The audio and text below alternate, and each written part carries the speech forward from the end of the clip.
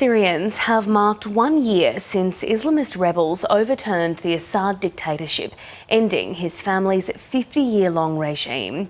Nearly 14 years of civil war had fractured Syria into regions controlled by various militias and the Islamic State terrorist group. More than 6 million people fled, many ending up in refugee camps in neighbouring countries. Over the past year, the UN estimates that more than 1 million have come back to Syria under the transitional authorities, where the new government says it's focused on rebuilding the country. This is what many Syrian refugees are being sent back to: homes in ruins and a country with few jobs and little money. This family of 9 was forced to return to Syria from a refugee camp in Lebanon. Living in Lebanon, we found it better than here. But the problem is the camp pressured us very, very much. If they hadn't pressured us, we wouldn't have returned here to Syria.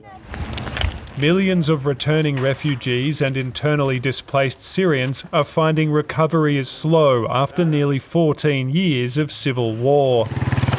The United States and Europe have lifted some sanctions on Syria, but many companies and banks continue to avoid the country.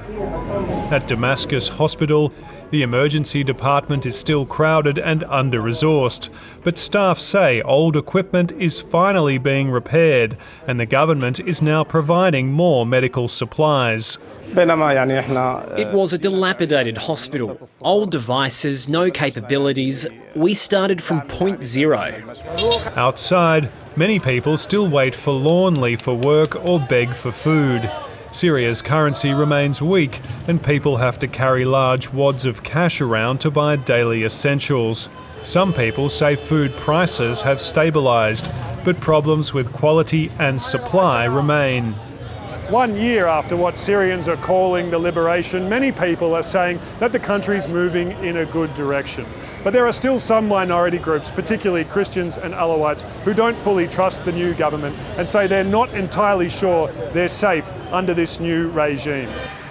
The transitional government under President Ahmed Assad is promising security, stability and a new beginning. Syrians seem most grateful the fighting has largely stopped. We, the Syrian people, suffered a lot, so this freedom came to us as a blessing from God. The question is what comes next. Eric Twarchek, ABC News, Damascus.